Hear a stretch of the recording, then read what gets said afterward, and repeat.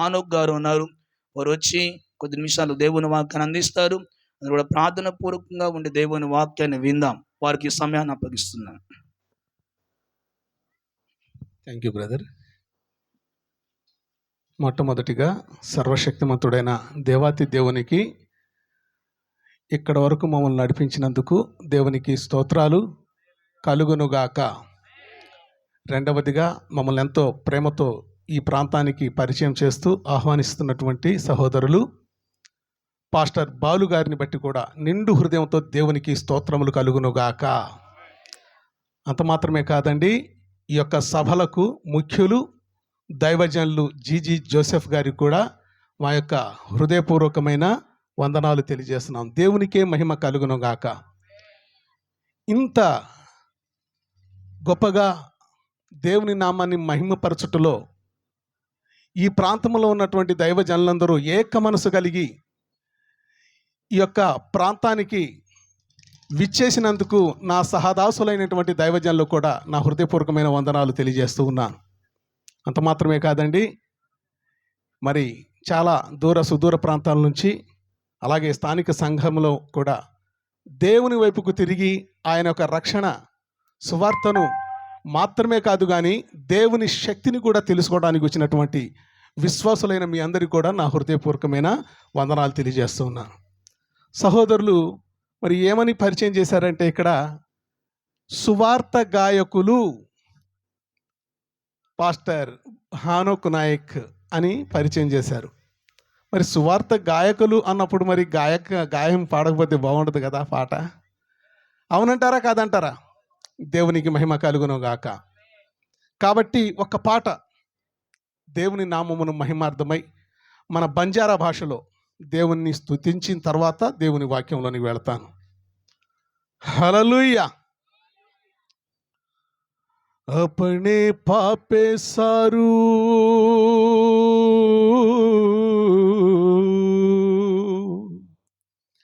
अपने पापे वासु सपट కొడతాం అందరం.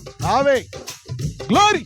अपने पापे सारू येसु अपने वासु आयो रे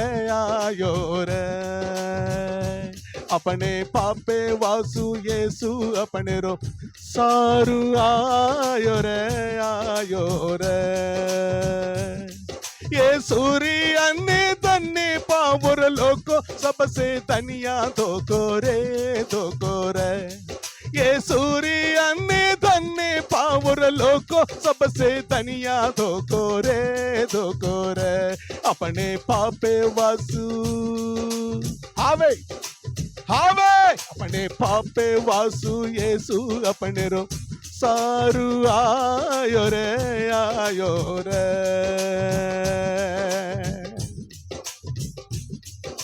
सोनो मांगे नी तारो रूपो मांगे नी अपने रो दल मांगे रो चरा.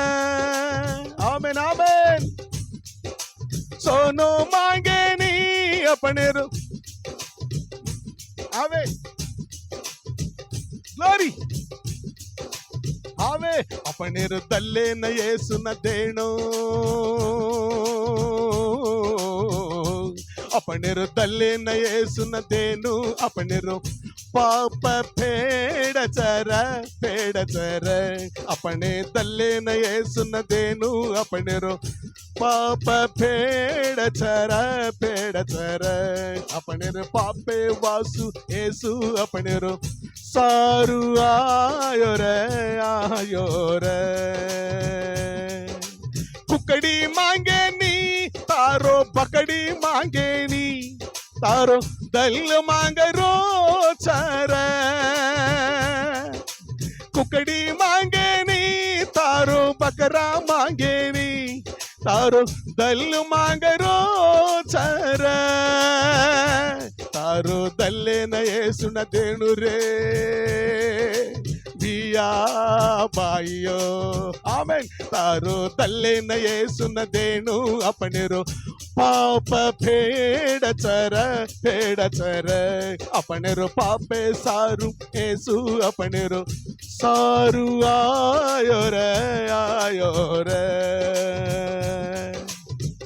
आमेन ग्लोरी माँ तो मांगे नी माथे पर लट्टा मांगे नी तारो दल मांग रो चर आमेन आमेन आमेन आमेन ग्लोरी माँ तो मांगे नी माथे पर लट्टा मांगे नी तारो दल मांग रो चर तारो दल्ले न येसुन देणो तारो दल्ले न येसुन देणु तारो पाप फेड चर अपने रो दल्ले न येसुन देणु अपने रो पाप फेड चर హల్లెలూయా మహిమ మన తండ్రి అయిన దేవాతి దేవునికే చెల్లును గాక ప్రేమర్ భాई बंधो हाजर दाड़ो హల్లెలూయా. అయ్యగారు ఒక్క నిమిషం అండి, దయచేసి గమనించండి. ఈ తండాలో ఉన్న ట్రాక్టర్లు మొత్తం ఆగినాయంట. మరి ఈ బజార్ చక్కగా ఎవరో కారు పెట్టారు, అది ఎవరిదో లేదు, అన్న కారు ఇక్కడే ఉంది. అది కాదు, ఆ పక్క బజార్కి స్ట్రైట్కి వెళ్ళే ఆ దారిలో కారు అడ్డం పెట్టారు. అది మన వాళ్ళదైతే దయచేసి అది కొంచెం పక్కన పెట్టండి. ట్రాక్టర్లు అన్నీ प्रेज लॉर्ड प्रेमर भाई बंधो आज दाड़ो अपने देव देवज अंशं कायगतो నిన్ను సృజించిన దేవుడు तोने पैदा की दजगोन देव ये खबर थी देव अपने ती बातें कर रो साजी दाड़ो तोने मन ने अपने सेन सदाई घड़ोजगोन पैदा की दजगोन देव हालेलुया वो पैदा की दजगोन देव काय के रोज को एक हफ्ता सामना अपन ये धरती पर कष्ट చేంచుగోन బాధలు చేంచుగోन శ్రమలు చేంచుగోन ఇరుకు ఇబ్బందులు చేంచుగోन యవాది వ్యాధులు చేంచుగోन कोई शनि ठेट विजयवाड़ाती अत्ते ताणी आताणी वो बाहर जीवित में भगवान की दजगोन कार्य में बताई कैसे न मालूम क्या विनुట వలన విశ్వాసము కలుగును అది కేవలము యేసు క్రీస్తును గుర్చిన మాట వలన కలుగును केतानी देवर वाक्य में है దేవుని की महिमा कलुगुनु गाका प्रेमर भाई बंधो निजंगा कान खोलन अपने दल खोलन मन्नेती देवर वाते सामनातो आज रात ఒకతేమా ఇందాక అయ్యగారు చెప్పినట్లుగా మనుషులు ఏమండి దేవుని వాక్యము వెలువడుట తోడనే మనుషులకు వెలుగు కలుగును అని ఉంది. వింటే చాలు చీకటి మటుమాయిపోద్ది, సర్వశక్తిమంతుడైన దేవుడే వెలుగై నీలో ప్రకాశిస్తాడు. ఇది దేవుని మాట. హల్లెలూయా. చూడండి ఏమనుందో ప్రభు ఏం చెప్తున్నాడో. కీర్తనల గ్రంథం 46వ అధ్యాయం మొట్టమొదటి వచనం. తోనే మన్నే అప్పుడు సేన పెదాకి దజుకొని దేవుకి రోజుకొని వాద్యక అప్పుడు 7 దేవుడు మనకు ఆశ్రయమును దుర్గమునై ఉన్నాడు, ఆపత్కాలములలో ఆయన నమ్మదగిన దేవుడు, సహాయకుడు. గట్టిగా చప్పట్లు కొడదాం, దేవుని నామాన్ని మహిమపరుద్దాం. ఏమండి ఎప్పుడు నమ్ముకుంటే సహాయం చేస్తాడు ఆయన. ఆపత్కాలములో ఆపతిమా కాపాడేవాడు దేవ్. ఆపదలలో కాపాడేటటువంటి దేవుడు. ఆపతిమా ధోకే జగన్ దేవుకొని ఆపదలలో మొక్కుకునే దేవుడు కాదు. ఆపద మొక్కులవాడు అంతకంటే కాదు. ఆయన ఆపత్కాలములలో నమ్ముకొనదగిన సహాయకుడట. హల్లెలూయా. నమ్ముకొనదగిన సహాయకుడు. ఈ రోజుల్లో చూడండి ప్రియమైన దేవుని బిడ్డారా, ఎవరు దేవుణ్ణి నమ్ముకుంటారండి? ఎవరు దేవుణ్ణి నమ్ముకుంటారంటే ఎక్కువ శాతం నాకు తెలిసి కష్టాలు, శ్రమలు, వేదనలు, బాధలు, ఇరుకు, ఇబ్బంది, వ్యాధి, రోగాలలో ఉన్న వాళ్ళే కదా. అందుకే ప్రభు ఒక మాట చెప్పాడు, ఆపత్కాలములలో నేను నమ్ముకొనదగిన సహాయకుడను. తోన ఆపత్తి ఆయిచ్చుగా బాయ్, తోన ఆపత్తి ఆచిక భియా, తూ కష్టాలే మచ్చిక, తోన వేలా చక, వేలా భావిటి మచ్చిక, అయితే ప్రభు ನಾಮಿನ ಬಟ್ಟನ್ ಕೇರೊಚ್ಚು ದೇವೇರು ವಾತ್ ಕಾಂಗಿನ ಸಗತೋ ಆಪತಿ ಮಾ ಸಜನ ಆದಲೆವಾಳು ಮಾಜ್ಕని కేరొస్తాయి. హల్లెలూయా. దేవునికే మహిమ కలుగును గాక, ప్రభువుకే మహిమ కలుగును గాక. ప్రియమైనటువంటి దేవుని బిడ్డలారా, నమ్ముకొనదగిన సహాయకుడు, నమ్ముకొనదగిన సహాయకుడు. కష్టాలు, నష్టాలు, ఇరుకులు, ఇబ్బందులు, వ్యాధులు, బాధలు ఇవన్నీ ఎందుకు వస్తాయి? ప్రశ్న ప్రియమైన దేవుని బిడ్డలారా, ఎందుకు వస్తాయి ఈ కష్టాలు? ఎందుకు వస్తాయి అంటే ప్రియమైన దేవుని బిడ్డలారా, మనం దేవుని గ్రంథాన్ని ఒకసారి పరిశీలించినట్లయితే, దేవుని బిడ్డలారా, ఇవి మనకు దేవుని దగ్గరకు నడిపించేటటువంటి దారులు. గట్టిగా చప్పట్లు కొడదాం, దేవుని నామాన్ని మహిమపరుద్దాం. దేవుని వద్దకు నడిపించేటటువంటి, సరళము చేసేటటువంటి దారులు. కష్టాలు అంటే భయపడకండి, బాధలు అంటే భయపడకండి, శ్రమలు, ఇరుకు, ఇబ్బందులు అంటే భయపడకండి. అప్పుడు మనం ఒకటే గుర్తుపెట్టుకోవాలి, ఈ కష్టాలు ఎందుకంటే దేవుని దగ్గరకు నడిపించటానికి. గట్టిగా చప్పట్లు కొడదాం, దేవుని నామాన్ని మహిమపరుద్దాం. దేవుని యొద్దకు నడిపించబడాలంటే ఏమండి శ్రమలు. అందుకనే ఒక భక్తుడు అంటాడు, మేలాయను మేలాయను మేలాయను ప్రభు శ్రమనొందుటని దాసునికెంతో మేలాయను ప్రభు. గత కాలపు జీవిత వ్యధలన్నీయు నేటి మధుర గీతములాయను ప్రభు. గత కాలపు జీవిత వ్యధలన్నీయు నేటి మధుర గీతములాయను ప్రభు. మేలాయను ప్రభు గాయపడుటని దాసునికెంతో మేలాయను ప్రభు.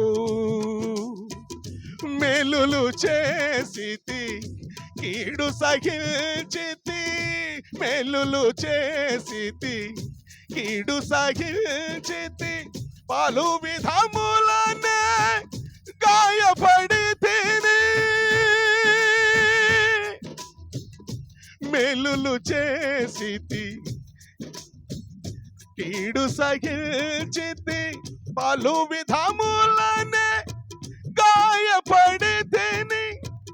ప్రతి గాయముకై పరిశుద్ధ పెంచెను, ప్రతి గాయము పరిశుద్ధత పెంచెను. మరి అధికముగా స్తోత్రము చేతును, మరి అధికముగా స్తోత్రము చేతును. మేలాయను ప్రభు గాయపడుటని దాసునికెంతో మేలాయను ప్రభు. హల్లెలూయా, హల్లెలూయా. మేలులు చేశాను, కీడులను సహించాను, ఎన్నో గాయాలు పాలయ్యాను. ఇవన్నీ కూడా నాకేం చేశాయో తెలుసా ప్రభువా? నిన్ను నమ్ముకునేటట్లుగా చేశాయి. ఈ గాయపడటం నాకు చాలా మేలైంది. ప్రియమైనటువంటి దేవుని బిడ్డలారా, ఎవరైనా సరే కష్టాలలోనే దేవుని దగ్గరకు వస్తారు.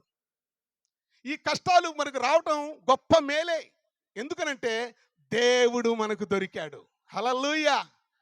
ఈ రాత్రికాల సమయంలో దేవుడు చెప్తున్నాడు కదా, యెహోవా మీ సమీపమున ఉండగానే ఆయనను వేడుకొనండి, వేడుకొనండి. ప్రియమైన దేవుని బిడ్డలారా, చూడండి, నేను ఒక దేవునికే మహిమ కలుగును గాక. హల్లెలూయా. మరి ఈ కష్టాలు అనేవి, ఈ కష్టాలు అనేవి దేవుని ప్రేమకు గుర్తు. కష్టాలనేవి ఇదేంటి చెప్పండి? దేవుని ప్రేమకు గుర్తు. ఇదేంటయ్యా కష్టాలుంటే దేవుని ప్రేమ అంటావేంటి? అవునండి, కష్టాలలో ఉంటే దేవుని ప్రేమ రుజువవుతుంది. ఎలాగో చెప్పమంటారా? చూడండి, సామెతల గ్రంథం 3వ అధ్యాయం 12వ వచనంలో, తండ్రి తనకు ఇష్టుడైన కుమారుని గద్దించు రీతిగా దేవుడు తాను ప్రేమించు వారిని గద్దించును. పిల్లోడు తప్పు చేశాడు అనుకోండి, తల్లిదండ్రులు చూస్తూ అబ్బా భలే తప్పు చేస్తున్నాడండి మావాడు అని సంతోషిస్తారా? లేదే. ఏం చేస్తారు? తప్పు చేశాడు కాబట్టి శిక్ష పెడతారు, బెత్తము వాడతాడు, వాడు సరి అయిన దారిలోకి వస్తాడు అని. అంతేగాని చావాలని కొట్టరు కదా. మన తండ్రి అయిన దేవుడు కూడా అంతేనండి. తప్పులు చేసినప్పుడు ఖచ్చితంగా శిక్ష పెడతాడు. దీన్ని బట్టి మనకేం అర్థమైందంటే కష్టాలు శ్రమలు ఉట్టిగా రావు, ఉట్టిగా రావండి. మన తండ్రి అయిన దేవుడు న్యాయవంతుడైన దేవుడు. తప్పు చేస్తే ఖచ్చితంగా శిక్ష పెడతాడు. ఆ శిక్షలో తన యొద్దకు గినక తన గద్దింపునకు లోబడి దేవుని యొద్దకు వస్తే ప్రేమించే దేవుడు. హల్లెలూయా. ప్రేమించేటటువంటి దేవుడు. హల్లెలూయా. ఈ కష్టాలు ఈ వ్యాధి బాధలు ఎందుకు వస్తున్నాయి, వీటి యొక్క అంతిమ దశ ఏంటో అని మనం ఆలోచించేస్తే ఇంతకీ ఈ కష్టాలు ఎప్పుడు వస్తాయి, ఎందుకు వస్తుంది? చూడండి, యాకోబు రాసిన పత్రిక 1వ అధ్యాయం 15-16 వచనాల్లో దేవుడు సెలవిస్తా ఉన్నాడు, ప్రేమే భాई बंदो ये कष्टाल ये श्रमल कसे नारीच है क्योंकि ताने अपन मालूम कर लाने को तो देवर ग्रंथ में हनु लकलुकाई है काय कन దురాశ గర్భమును ధరించి పాపమును కనగా పాపము పరిపక్వమై మరణమును కానును. నా ప్రియ సహోదరులారా 16వ వచనంలో చెప్తున్నాడు, నా ప్రియ సహోదరులారా మోసపోకుడి, మోసపోవద్దు. ఈ పాపానికి విరుగుడు ఉంది, అది గమనించండి. ఆయన ఎవరో కాదు, ప్రభు అయిన యేసు క్రీస్తు. హల్లెలూయా, హల్లెలూయా. చూడండి, కీర్తనల గ్రంథం 46వ అధ్యాయం 8వ వచనంలో ప్రభు చెప్తున్నాడు, యెహోవా చేసిన కార్యములను వచ్చి చూడుడి, ఆయనే భూమి మీద నాశనములు కలుగజేయవాడు. నాశనము కలిగజేసేది ఎవరంటే దేవుడే. ఎందుకయ్యా నాశనం కలిగజేస్తున్నాడంటే, ఏమండి, తప్పు చేసినప్పుడు ఒప్పుకొని విడిచిపెట్టకుండా అదే తప్పును కంటిన్యూ చేస్తూ ఉన్నప్పుడు, దేవుని ఉగ్రత ఆగకుండా ఉన్నప్పుడు ఆ మనిషిని తీసేస్తాడు దేవుడు, తీసేస్తాడు. అవకాశం ఇవ్వకుండా మాత్రం పొరపాటున ఆయన ఏమండి మరణానికి అప్పగించడు. ప్రతి వ్యక్తికి ఒక అవకాశం అనేది దేవుడిస్తాడు. అందుకనే బైబిల్లో ఒక మాట వ్రాయబడింది, సువార్త అనేది నలుదిక్కులా వ్యాపించాలి, అటు తరువాత అంతము వచ్చును. అంటే ఒక అవకాశం ఇస్తున్నాడు దేవుడు. ప్రభు అయిన దేవుడు యేసుక్రీస్తు ప్రభు అవకాశం నైదజు కేని మార్లే జాయిని కేని లే జాయిని. కాబట్టి ప్రేమర్ భాई बंदो ఆ అవకాశం ఈ రోజే అని మాత్రం గమనించు. आजर दाड़ो యేసుక్రీస్తు ప్రభు तोने एक అవకాశం दे रोचे और ढई आए ने और प्रेमा तो दकाले ने तार जीवने में आच्छो करे ने भगवान యేసుక్రీస్తు ప్రభు तोने एक అవకాశం दे रोच कन मालूम कर ले. హల్లెలూయా. మహిమ మన తండ్రి అయిన దేవాతి దేవునికే చెల్లును గాక. ఈ కష్ట నష్టాలు వ్యాధి బాధలు రావడానికి 3 కారణాలు నేను చెప్తాను ఈరోజు. ఎందుకు ఈ కష్టాలు వస్తున్నాయి అంటే, మొట్టమొదటిగా చేసిన పాపములను బట్టి. దేని బట్టి అంటే, చేసిన పాపపు కార్యములను బట్టి. రెండవదిగా అతిక్రమములను బట్టి. దేవుడు కొన్ని ఆజ్ఞలు పెట్టాడు, ఇది చెయ్యాలి ఇది చేయకూడదు, ఇలాగుండాలి ఇలాగుండకూడదు. ఈ ఆజ్ఞలు 10 ఆజ్ఞలు ఉన్నాయి. ఈ ఆజ్ఞలను అతిక్రమించిన వానికి ఏమండి కష్టాలు ఖచ్చితంగా వస్తాయి. ఇక మూడవది చూస్తే దోషములు. మొట్టమొదటిది ఏంటిదండి? పాపము. ఇది శరీరంతో చేసేటటువంటి కార్యాలు ప్రియమైన దేవుని బిడ్డలారా. ఇక అతిక్రమం అంటే హృదయము లోపల కనిపించకుండా ఉండేటటువంటి ఏమండి మనుషులను బాధలకు వేదనలకు గురి చేసేటటువంటివి అతిక్రమములు లోపల ఉంటాయి. ఏంటో తెలుసా? కుళ్ళు, కపటం, ద్వేషం, అసూయ. ప్రియమైన దేవుని బిడ్డలారా, ఇవన్నీ కూడా కక్ష పైకి కనబడతాయా? కనబడవండి. ఇవి లోపల అతిక్రమములుగా ఉంటాయి. అందుకనే దేవుడు అన్నాడు, అతిక్రమములు దాచిపెట్టువాడు వర్ధిల్లడు, వాటిని ఒప్పుకొని విడిచిపెట్టువాడు దేవుని కనికరం పొందుతాడు. బైబిల్లో వ్రాయబడిన ఇంకొక మాట మీకు జ్ఞాపకం చేస్తాను, ఆయన కనికరపడి వారిని ముట్టి బాగు చేసెను అని వ్రాయబడింది. ఎవరైతే ఒప్పుకొని విడిచిపెడతారో దేవుని కనికరంతో పాటు వారిలో ఉన్నటువంటి వ్యాధి కానీ బాధ కానీ రోగాలు కానీ అది ఎటువంటిదైనా సరే యేసుక్రీస్తు ప్రభు రక్తంలో కొట్టుకొని పోతాయి. ఆయన బాగు చేసేటటువంటి దేవుడు. ఒక రోజున యాకోబుకు వాక్కును పంపాడంట. ఆయన యాకోబుకు వాక్కును పంపెను అని వ్రాయబడింది. ఆయన వాక్కును పంపి అందరినీ బాగు చేశాను అని వ్రాయబడింది. ప్రియమైన దేవుని బిడ్డలారా, మన అందరినీ బాగు చేసేటటువంటి వాక్యం ఈరోజు ప్రభు మనకు వినిపించునుగాక. హల్లెలూయా, హల్లెలూయా. మహిమ మన తండ్రి అయిన దేవాతి దేవునికే చెల్లునుగాక. ఇక మూడవది దోషం అని చెప్పినా కదా. దోషములు అంటే ప్రియమైన దేవుని బిడ్డలారా, పితరులు చేసినటువంటి పాపపు నీచమైన కార్యములు. మీరు కుష్ఠవ్యాధి వాళ్ళు గెలవాలని ఎవరైనా చూసారా ఎప్పుడైనా? వాళ్ళు రోడ్డు మీద పోతే అయ్యా నేను పాపిని పాపిని పాపిని అంటుంటారు. నిజంగా వాళ్ళు చేసిన పాపం కాదు అది, వారి పితరులు చేసినటువంటి పాపములు. ప్రియమైన దేవుని బిడ్డలారా, ఎందుకు వారు అనుభవించవలసి వచ్చిందంటే అవి శాపాలుగా మారిపోయినాయి. పరిశుద్ధ బైబిల్ గ్రంథంలో దేవుని వాక్యం సెలవిస్తూ ఉంది, తల్లిదండ్రుల పాపములంట పిల్లల మీదకి శాపం మీదుగా పోతాయి, శాపాలుగా పోతాయి. పాపం అన్య పుణ్యం ఎరగరు వాళ్ళు, వారికి ఏ పాపం ఎరగదు. అయినా సరే తల్లిదండ్రులు చేసినటువంటి పాపాలు 3-4 తరాల వరకు నిలుస్తుందని చెప్పేసి వ్రాయబడింది. 7 తరాలు నిలుస్తుందంటండి. దేవునికి మహిమ కలుగును గాక. నేను చదివినప్పుడు 3 లేదా 4 తరాలని వ్రాయబడింది. దేవునికే మహిమ కలుగును గాక. మరొక చోట 7 తరాలని వ్రాయబడింది. మహిమ దేవునికే చెల్లును గాక. హల్లెలూయా. అంటే తల్లిదండ్రులు చేసే పాపాలు ఎవరికండి? పిల్లలకి. అందుకనే యేసు ప్రభు ఏమంటే శిలువ మీద ఆయన వ్రేలాడుతూ ఆఖరి క్షణంలో పలికిన మాట ఏంటో తెలుసా? మీరు నా కోసం ఏడవకండి, మీకోసం, మీరు చేసిన పాపాల కోసం, మీ పిల్లల కోసం. ఎందుకంటే ఈ పాపపు ఫలితాలు మీ పిల్లలు అనుభవించకూడదు కాబట్టి వారి కోసం కూడా మీరేం చేయాలి? కన్నీరు కార్చండి అన్నాడు దేవుడు. హల్లెలూయా. మహిమ మన తండ్రి అయిన దేవాతి దేవునికే చెల్లును గాక. యోహాను సువార్త 9వ అధ్యాయము 2-3 వచనాలు చూద్దాం ఒకసారి. ఏమండి, యేసుక్రీస్తు ప్రభువు సశరీరుడుగా ఉన్నప్పుడు శాస్త్రులు పరిసయ్యులు యేసు ప్రభు దగ్గరకు వచ్చారు. అక్కడ పుట్టుక నుంచి గ్రుడ్డువాడు అనే ఒక పిల్లవాడు అక్కడ తేబడ్డాడు. వాళ్ళు అంటారు, యేసు ప్రభువుని అడుగుతున్నారు, ఓ యేసు ప్రభువా, వీడు పుట్టుక నుంచి గ్రుడ్డువాడిగా పుట్టడానికి వీడు చేసిన పాపమా లేకపోతే వీరి తల్లిదండ్రులు చేసిన పాపమా? దేవునికి మహిమ కలుగును గాక. హల్లెలూయా. దేవుడు ఏమన్నాడు తెలుసా? వీడు చేసిన పాపము కాదు, వీని తల్లిదండ్రులు చేసిన పాపము కాదు, దేవుని క్రియలు వీరిలో మహిమపరచబడి నిమిత్తమే వీడు గ్రుడ్డివాడిగా పుట్టాడు అని అన్నాడు. దేవునికి స్తోత్రం కలుగును గాక. ఇప్పుడు ఏమర్థమైంది మనకి? అతిక్రమములు చేస్తే మనకేమొస్తుంది? కష్టాలు వస్తాయని. ఏమండి, దోషములు చేస్తే కష్టాలు వస్తాయని, పాపపు ఫలితము కష్టాలని శ్రమలని విన్నాం. ఇక రెండవదిగా ఇక్కడ ఏం చెప్తున్నాడు తెలుసా? హల్లెలూయా, హల్లెలూయా. దేవుని మహిమ కనపరచబడే నిమిత్తం కూడా శ్రమలు వస్తాయంట. హల్లెలూయా.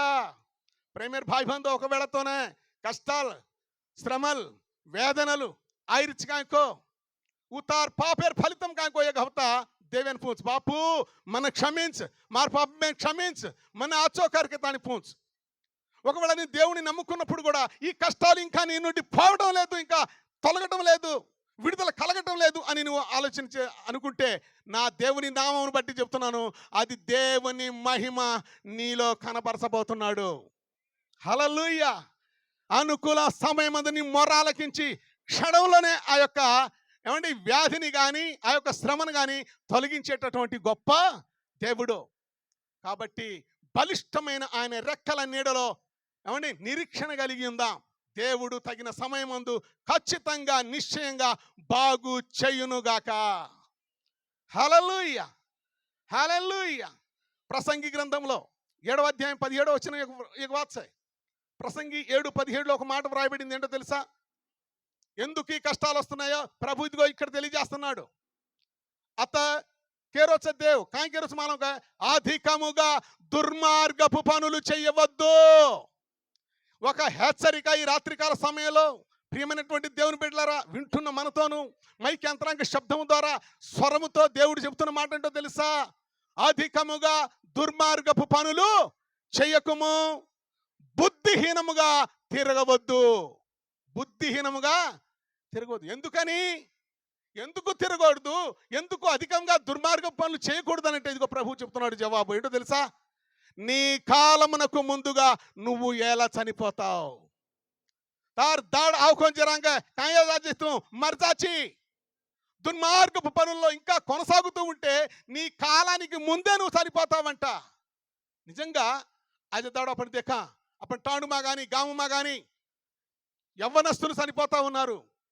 ఏమంటే తండ్రి బతుకు ఉంటుండగానే తన కళ్ళ ముందే కుమారుడు కూడా చనిపోతున్నాడు కాలం నిండక ముందే. ప్రియమైన దేవుని బిడ్డలారా, తాత ఇంకా బ్రతికే ఉంటాడు కానీ మనోడు చచ్చిపోతూ ఉంటాడు. ఇవన్నీ ఎందుకు సంభవిస్తున్నాయి అని అంటే ప్రియమైన దేవుని బిడ్డలారా, దేవుని వాక్యం సెలవిస్తూ ఉంది, అధికముగా దుర్మార్గపు పనులు చేయవద్దు, బుద్ధిహీనంగా ప్రవర్తించొద్దు, తల్లిదండ్రులను సన్మానించండి. గట్టిగా చప్పట్లు కొడదాం, దేవుని నామాన్ని మహిమపరుద్దాం. నియమింపబడిన కాలానికి ముందే చనిపోకుండా ఉండాలంటే ఏం చేయాలి? దేవుడు వ్రాసిన ఆ యొక్క ఆయుష్ సంపూర్ణంగా ఈ భూమి మీద మనం గడపాలంటే ఏమండి, సంపూర్ణంగా మనం బ్రతికి ఏమండి దేవునిలో ఉండాలంటే ప్రభు చెప్తున్నాడు కదా, నీ తల్లిని నీ తండ్రిని సన్మానించుము. నిర్గమకాండంలో ఈ మాట వ్రాయబడి ఉంటుంది. ఏమని? దేవునికి మహిమ కలుగును గాక, నీ తల్లిని తండ్రిని సన్మానింపుము. 20వ అధ్యాయము 12వ వచనం నిర్గమకాండం. ఏమని వ్రాయబడిందంటే, నీ దేవుడైన యెహోవా నీకు అనుగ్రహించు దేశంలో దీర్ఘాయుష్మంతుడవై నీవు బ్రతుకున్నట్లు నీ తండ్రిని నీ తల్లిని సన్మానించుము. తారు యాడినే తారు బాపేనే సన్మానించు బాపు, గౌరవించు, ప్రేమించు, సంతోషపెట్టు, पण दुःख पेट मत. దుఃఖ పెట్టమొత్తో తమారి ఆడి బాపే ఉన్నా కానీ దేవుల కాయో 10 ఆజ్ఞలలో ఒక ఆజ్ఞగా పెట్టాడు. గట్టిగా చప్పట్లు కొడదాం, దేవుని నామాన్ని మహిమపరుద్దాం. చూసారా, మన ఆయుష్ అవ్వక ముందే చనిపోకూడదని ఈ భూమి మీద దేవుడు మన ఆయుష్ను పెంచుకోవడానికి తల్లిదండ్రులను పెట్టాడు. ఓ యాడినే ఓ బాపేనే తొంచనజు యాడి బాపేని తూ ప్రేమించస్తో ఉందున బాధ పెట్టనజు ఉందున దుఃఖ పెట్టనజు ఉందున సంతోష పెట్టస్తో तार आयुष्य काव्याच अज्जी घणो दाड़ बंचे गस्तू अज्जी घणो दाड़ आपण बसणं गतो देव करोच तार याडी बापेन तू प्रेमिंच. ప్రియమైన దేవుని బిడ్డలారా, జరిగిన సంఘటన ఒకటి మీకు తెలియజేస్తాను. అడవి ప్రాంతంలో ఒక ఊరు ఉండేదంట, అది పల్లెటూరు. ఆ పల్లెటూరులో ఏమండి ఒకే ఒక కుమారుడు కలిగినటువంటి కుటుంబం ఒకటి ఉంది. ఎంతో అల్లారి ముద్దుగా ఆ కుటుంబంలో ఆ కుమారుడిని పెంచుకున్నారు. ఊరిలో వారికి ఈడు వచ్చినప్పుడు పెళ్లి చేసి ఒక ఇంటివానిగా చేశారు. ఇంటివానిగా చేసిన తర్వాత ఏం జరిగిందో తెలుసా? ఈడు వచ్చింది కదా అని చెప్పేసి పెళ్లి కూడా చేశారు. పెళ్లి చేశారు, మనవడు పుట్టాడు, మనవరాలు పుట్టింది. వాళ్ళు పుట్టి పెరిగేసరికి వీళ్ళు ముసలితనంలోనికి వచ్చేసారు. ఎవరు? తాత, అమ్మమ్మ, నాన్న, ఏమండి తల్లి, ఇక 2 పిల్లలు. కాలము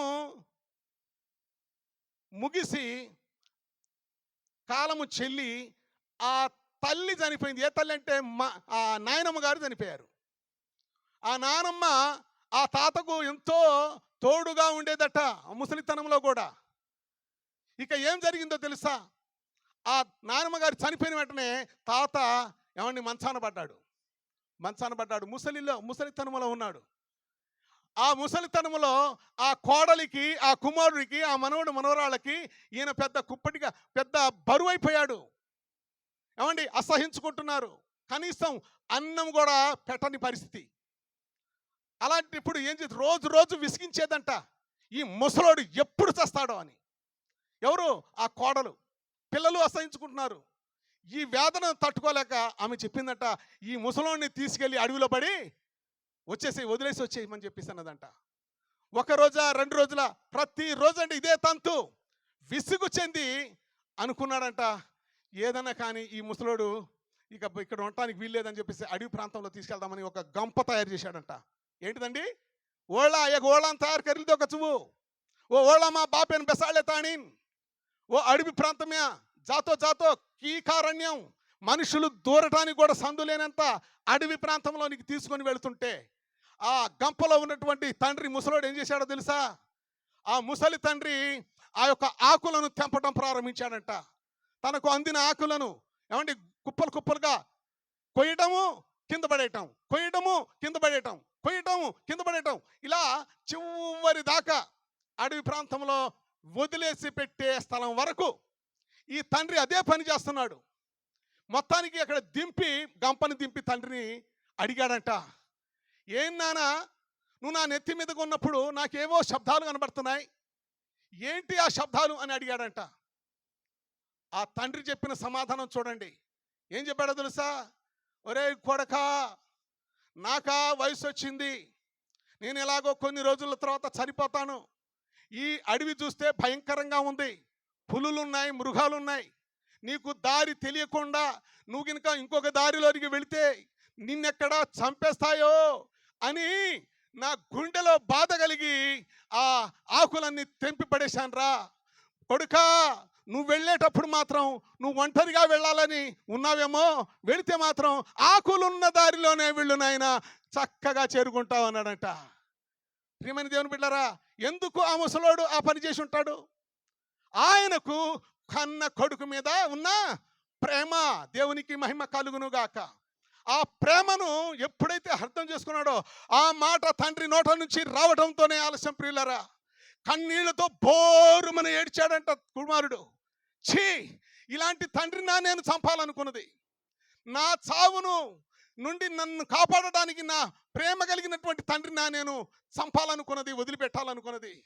ఆ ఇంట్లో ఆ కోడలు ఏమనుకున్నా పర్వాలేదు, నా భార్య ఏమనుకున్నా పర్వాలేదు, నా తండ్రిని మాత్రం నేను మోసుకొని ఇంటికి తీసుకెళ్తా.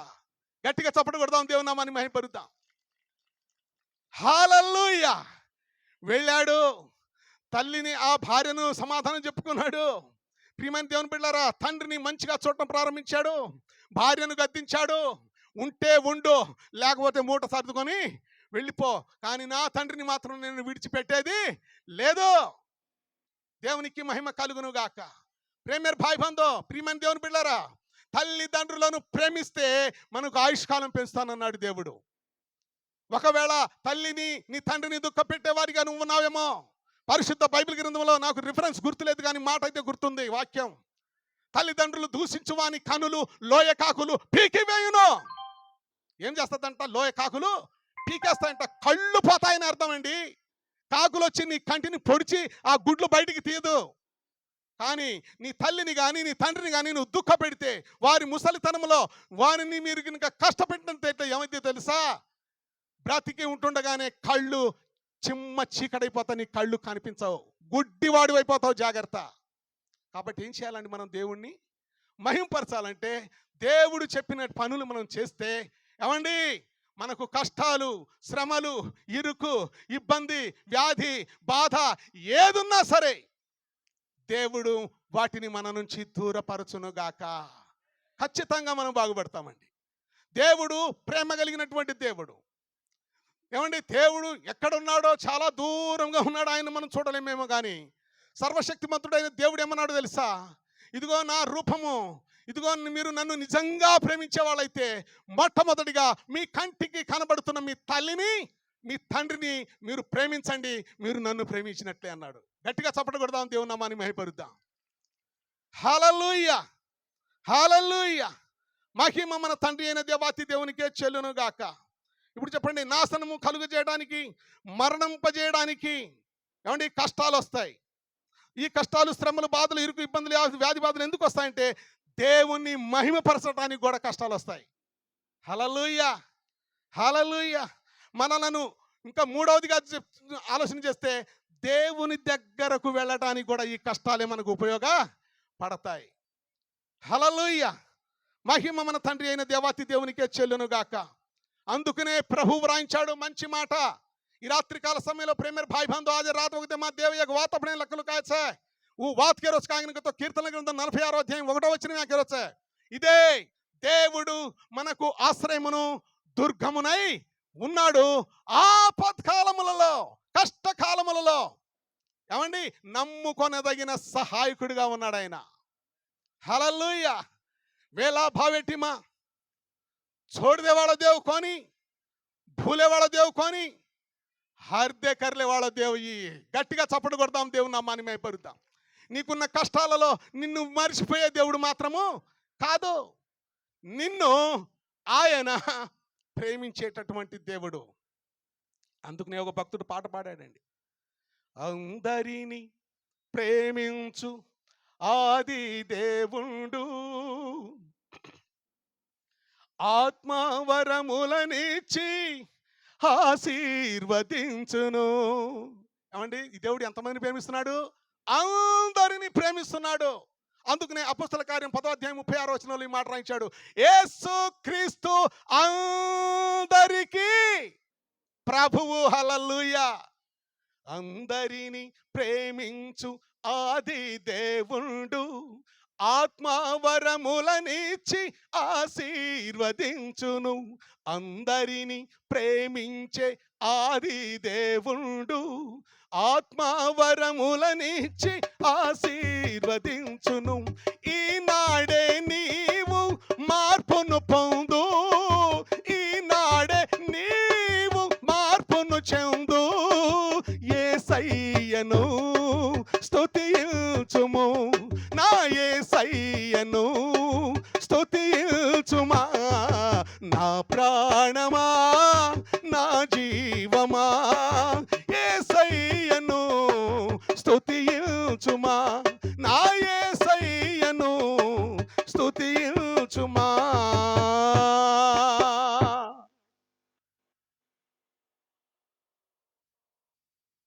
హల్లెలూయా. అందరినీ ప్రేమించిన ఆది దేవుడు. యోహాను సువార్త 3వ అధ్యాయం 16వ వచనంలో వ్రాయించాడు. ఇదిగో దేవుడు లోకమును ఎంతో ప్రేమించెను. అయితే ఆయన తన అద్వితీయ కుమారునిగా పుట్టిన యేసుక్రీస్తు ప్రభునందు విశ్వాసముంచు ప్రతివాడును నశింపక నిత్య జీవం పొందుతాడు అన్నాడు. హల్లెలూయా. ఏమండి, ఎవరైతే విశ్వాసం ఉంచుతారో వారు ఏం చేస్తారంట? ఏమండి, ఏం చేస్తారు? నిత్య జీవమును పొందుకుంటారు.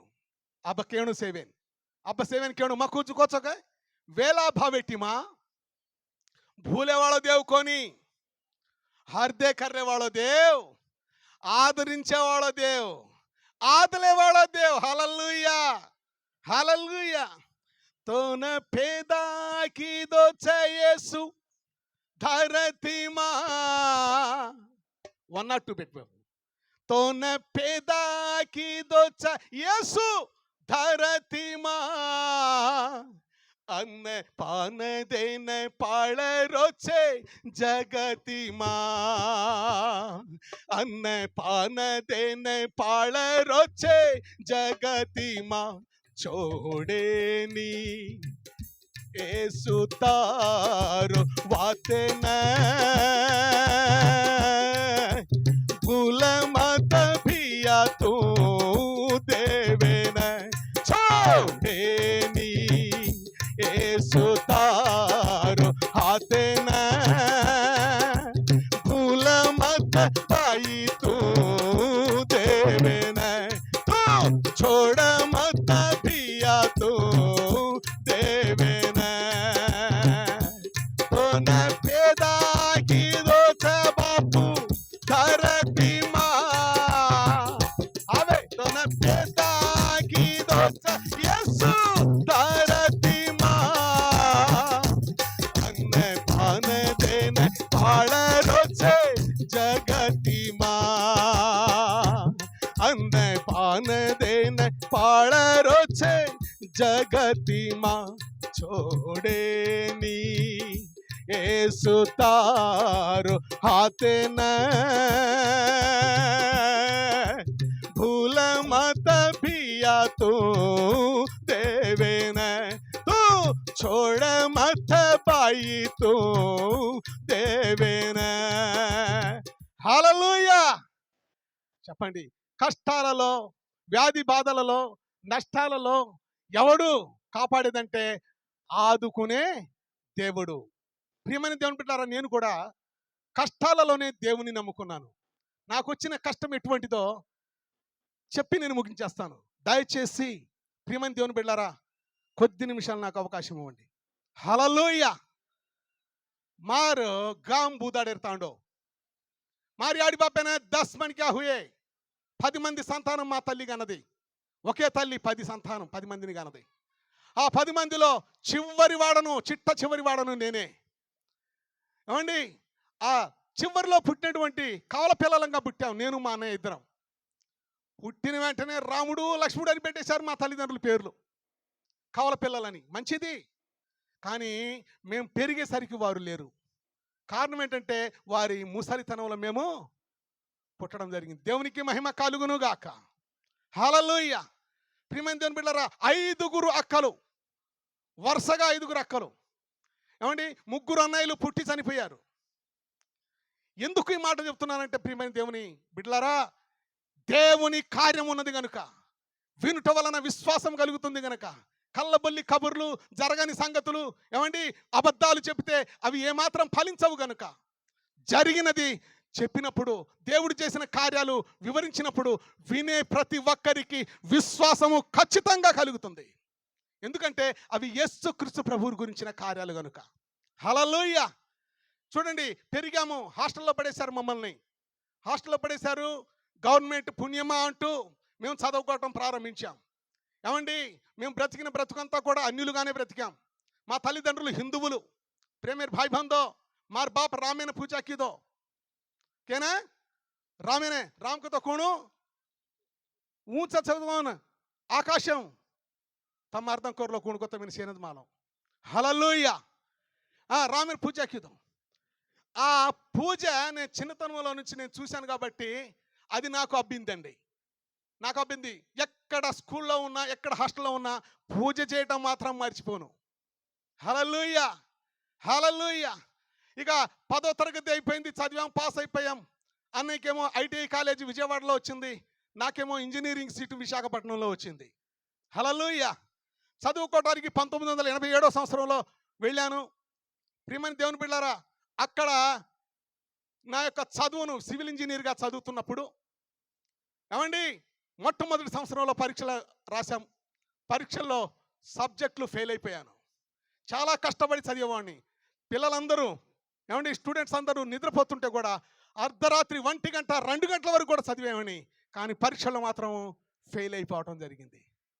ఏ కుణిసేనైతే మా ధోకులు దోకో, కుణిసో రామేనైతే ధోకులు తినోకో. వరుస సారి ఆ సంవత్సరం అంతా కూడా ఆ బొమ్మను కొనుక్కొని తెచ్చుకొని, ఏమండి, పూజ చేయడం ప్రారంభించాను.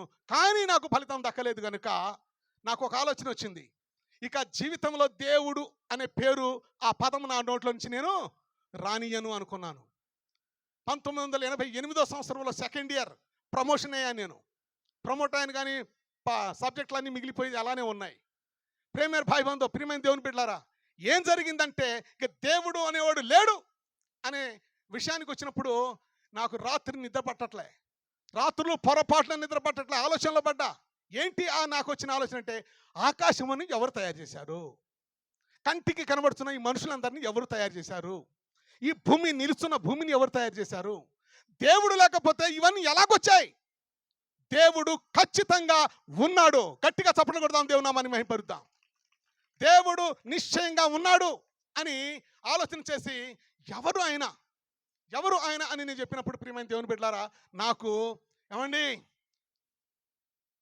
ఒక ఆయన గురించి మా ఊర్లో అందరూ వెళ్తా ఉంటే ఆయన గుర్తుకొచ్చాడు. కత్తచారి మానం మోటో గట్లా నేను జమ్మకం చావసి కత్తచావాడి మోటో గట్లా గాम सारी कुणको कनाको समय में जादरे वो मोटो गट्ला मागचा 7 गट्ला చగచాయి. वो 7 गट्ला से మొత్తం ప్రతి కుటుంబం సేవన జారేదిన మోటో గట్లా వాడోస్ కరెక్ట్ ఊజ్ దేవ్ అని కేలేతాని. ఏమండి, పెద్ద పెద్ద కొండల దగ్గరికి వెళ్దాం ఉంటాయి, ఇక్కడ కొండ దగ్గరికి వెళ్దామని చెప్పి మా ఊరు జనాలు అందరూ సంవత్సరానికి 1 సారి 2 సార్లు 3 సార్లు వెళ్తుంటారు కదా. ఆయనే నిజమైన దేవునికి స్తోత్రం కలుగును గాక. హల్లెలూయా, హల్లెలూయా. మహిమ దేవునికే చెల్లును గాక. నా రక్షణ సాక్ష్యం ముగిస్తానంతే. నాకు ఫోన్లు వస్తున్నాయి, దయచేసి హల్లెలూయా ముగిస్తాను. మహిమ దేవునికే చెల్లును గాక. ఇక లాభం లేదని చెప్పేసి ఓన్ లేతాని పూజా కెరీర్ ప్రారంభిందో. ఆ 88వ సంవత్సరంలో కూడా సబ్జెక్టులు పూర్తిగా ఫెయిల్ అయిపోయాను.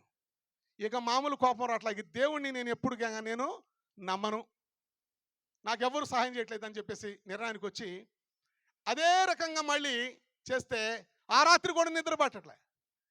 89వ సంవత్సరానికి వచ్చాను. 89వ సంవత్సరంలో 3వ సంవత్సరం.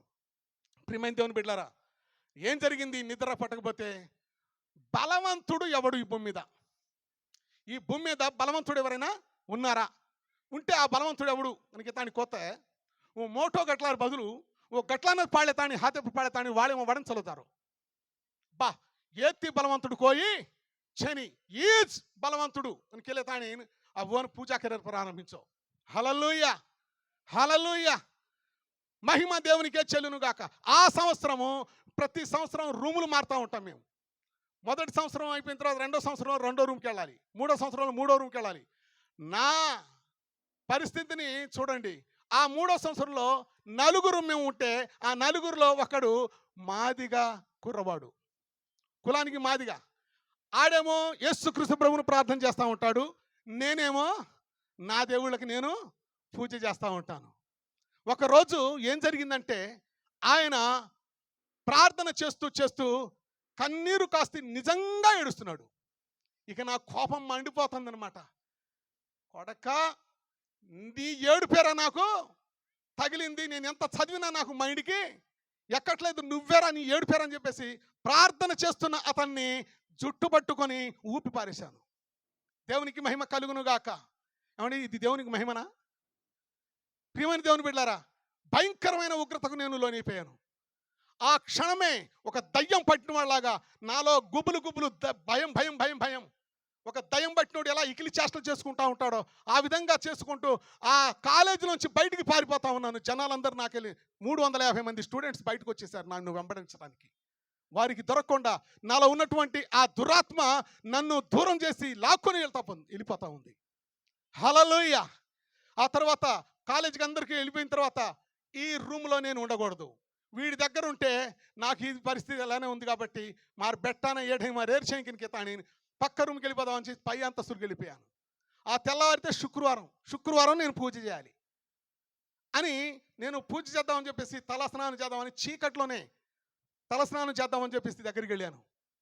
ఆ పంపు ట్యాప్ తిప్పేసి నెత్తి మీద నీళ్లు పోసుకొని చేస్తూ ఉంటే ఈ సహోదరుడు ఆర్ మాణిక్యరావు, ప్రకాశం జిల్లాలో మార్కాపురం అతని గ్రామం. ఆడొచ్చేసి నా చుట్టూ నన్ను కౌగిలించుకొని, లక్ష్మోజీ, యేసు క్రీస్తు నిన్ను ప్రేమిస్తున్నాడు, ఎంతకాలం నువ్వు దేవునికి దూరంగా ఉంటావు అని మాట అన్నాడు. కొన్ని సినిమాల్లో చూడండి, అదిగో అటు వద్దు అనగానే అదిగో అటొద్దు, అదిగో అటొద్దు 3 సార్లు రిపీట్ అవుతూ ఉంటాయి కదా. అదేంటో కానీ దేవుని కృప. లక్ష్మోజీ, దేవుడు నిన్ను ప్రేమిస్తున్నాడు, ఎంతకాలం దేవునికి దూరంగా ఉంటావు. ఒకటోసారి మళ్ళీ లక్ష్మోజీ, దేవుడు నిన్ను ప్రేమిస్తున్నాడు, ఎంతకాలం నువ్వు దేవునికి దూరంగా ఉంటావు. మళ్ళీ మూడోసారి లక్ష్మోజీ, యేసుక్రీస్తు ప్రభు నిన్ను ప్రేమిస్తున్నాడు, ఎంతకాలం నువ్వు దేవునికి దూరంగా ఉంటావు. ఆడు చెప్పింది ఒక్కసారే, కానీ నాకు వినిపించింది ఎన్నిసార్లు అండి? హల్లెలూయా, హల్లెలూయా. పరిశుద్ధ బైబిల్ గ్రంథంలో ఒక మాట ఉంది, దేవుడు ఒక్క మారే పలుకును 2 మార్లు పలుకును అని వ్రాయబడింది. ప్రియమైన దేవుని బిడ్డలారా, ఇక నాకు ఆశ్చర్యం అనిపించింది. ఇంకా ఆలోచనలో పడ్డా, ఇతడు నాకు బంధువా, మిత్రువా, స్నేహితుడా, లేకపోతే వీళ్ళు నాకేం పాలువాడా? నేను ఏమైపోతే వీడికి ఎందుకు ఇంత ఏడుస్తున్నాడు? యేసు ప్రభు నిన్ను ప్రేమిస్తున్నాడని. ఏమంటే తన కుటుంబంలో పిల్లలు, అన్నదమ్ములు, తల్లిదండ్రులు ఎవరో ఒకరు చచ్చిపోతే పాడ మీద మోసుకొని వెళుతున్నప్పుడు బోరుమని ఎలాగేడుస్తాడో ఆ విధంగా కౌగిలించుకొని ఏడవటానికి ఈయనకు నేను ఏమవుతాను? యేసు ప్రభు నన్ను ప్రేమిస్తున్నాడా? ఆలోచన పడిందండి. ఆ రోజు ఏమైనా కానీ యేసు ప్రభు నాకేం దోషం చేశాడు? యేసు ప్రభు నాకేం పాపం చేశాడు? ఇంతమందిని మొక్కాను కదా, ఈయన్ను కూడా ఒకసారి మొక్కుదాం, ఈయన్ని కూడా ఒకసారి పూజ చేద్దాం అని చెప్పేసి ఇక ఆ రోజు కాలేజీకి వెళ్ళకుండా, ఏమండి అయిపోయింది బ్రదర్, అయిపోయింది. కాలేజీకి వెళ్ళకుండా నేను ఇక ప్రార్థన చేద్దాము, పూజ చేద్దామని ఆడి పెట్టె పగలగొట్టి ఎర్ర బైబిల్, చిన్న బైబిల్ తీసుకొని చదవటం ప్రారంభించా.